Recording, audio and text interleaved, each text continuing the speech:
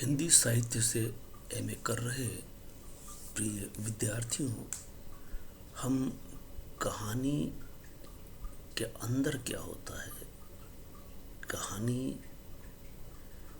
को पहचानने की शक्ति आपको इन वीडियो से मिलने वाली है। हम अलग अलग कहानियों के बारे में परिचय ले रहे हैं। हमारी कहानी चल रही है इस वक्त खोई हुई दिशाएं।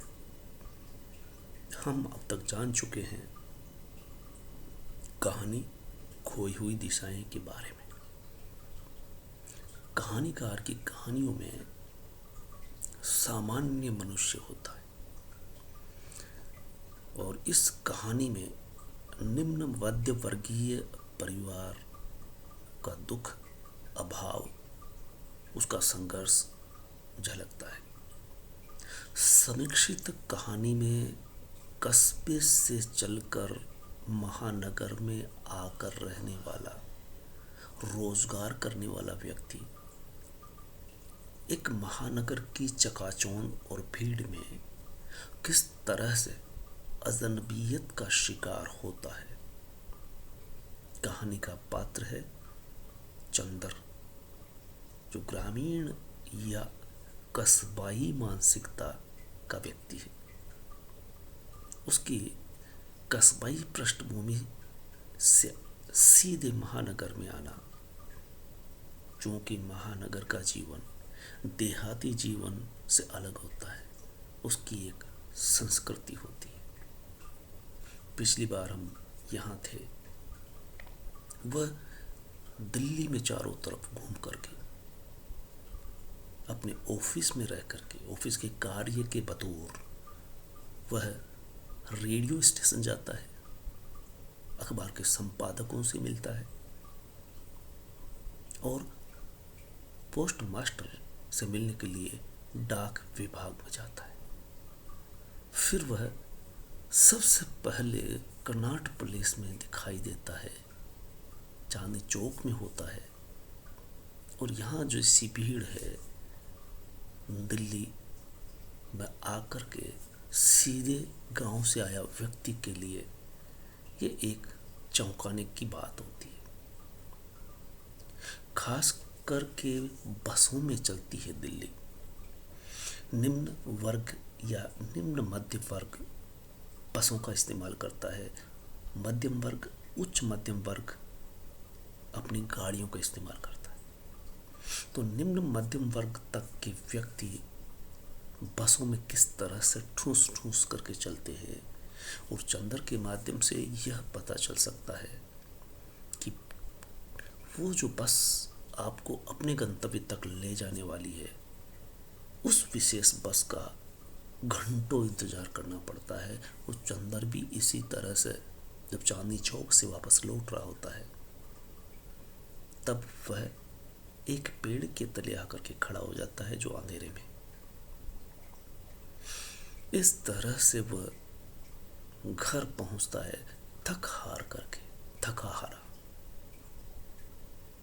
वो पत्नी को अजनबी सा महसूस करता है, इसलिए पत्नी के नजदीक पहुंचता है।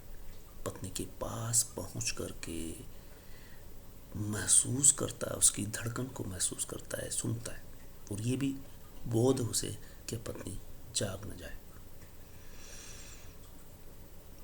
वो सोता है लेकिन नींद नहीं आती, पत्नी सोई हुई है। उसी समय रात का घड़ियाल 2 घंटे बजाता है। उसी समय वो डर कर उठ बैठता है और उसके कंधों को छूता है, सांसों को पहचानने का प्रयास करता है। ये कहानी का अंतिम सीन है, जब कहानी खत्म होती है। पत्नी उठ खड़ी होती है, लाइट जलाती है और उससे कुछ सवाल करती है, जिसे सुनकर के वह भौचक्की रह जाती है। और वो उस भौचक्की पत्नी को और ऐसा इस निगाह से देखता है कि जैसे वो कोई गैर हो। अब हम ये देख सकते हैं कि वो दिन भर भीड़ में रहकर क्या करता है। तो पता चलता है कि जितना कुछ उसने सोचा वह क्या है, एक बात तो ये निकल के आई कि घर पर पत्नी उसका इंतजार करती मिलेगी, ऐसा वो सोचता है।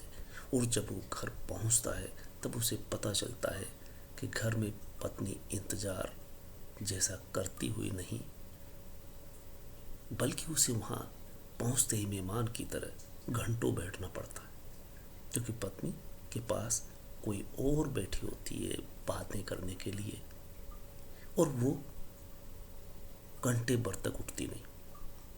कह सकते हैं कि उसका घर पड़ोसियों से घिरा है, और वो पड़ोसियों से घिरी हुई पत्नी है। यहाँ तक कि एक मिसेस गुप्ता जो उससे बात कर रही होती है, वो तब उठ कर के जाती है जब खाना बन चुका होता है, और वो कहती है कि ठीक है खाना खा लीजिए, तब वो प्रस्थान करती है। इस तरह से वो कनॉट प्लेस में बैठे बैठे भी ये सोच लेता है कि उसके पास अपने लिए भी समय नहीं है। ये ऐसा सवाल है जो आज के हर व्यक्ति पूछ सकता है, लेकिन इतना भी उसके पास वक्त नहीं है कि वो अपने लिए भी ये समय निकाल सके।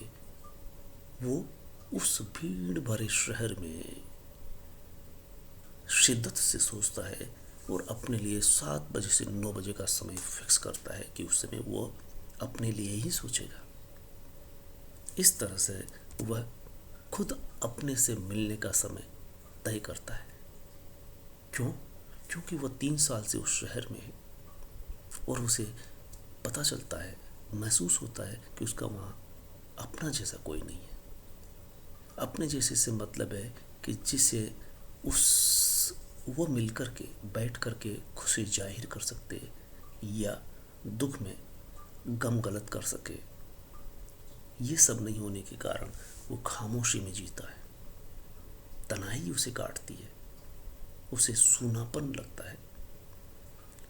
ऐसे में वो इतनी बड़ी भीड़ में भी खोया हुआ सब व्यक्ति कह सकते हैं कि महानगर में जीने वाला की कोई दिशा नहीं होती है, या कोई निश्चित दिशा नहीं होती है, दिशाएं जैसे खो गई हो, इस तरह से वो व्यक्ति वहाँ होता है।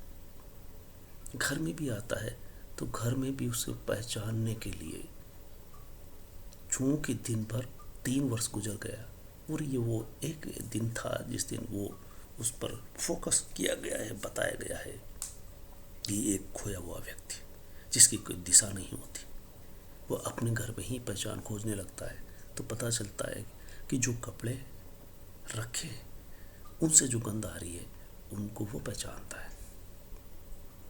यहाँ तक कि वो अंधेरी रात में भी दरवाजे से बिना टकराए निकल सकता है। यानी हर चीज को, दरवाजों को, दीवालों को, सबको पहचान रहा है, प्रयास कर रहा है, या कहें कि वो अपने लिए समय दे रहा है। उसके साथ जो घटना घटती है कि लोग उस पूरे शहर में एक व्यक्ति मिला, फटफट वाला, जब वो लौट रहा होता है, वो उसे नाम से पुकारता है, उसे बड़ा अच्छा लगता है। जब वो गंतव्य पे उतरने लगा तो हमेशा की तरह चवन्नी दी, लेकिन चवन्नी लेते ही सरदार जी बिदक गए। वो सरदार जी बोले कि चवन्नी नहीं, 2 अन्नी और दो। और इस बात पर बहस होती है। अंततः वो 2 अन्नी देने के बाद ही राजी होता है। तब पता चलता है कि यह है शहर की, महानगर की पहचान।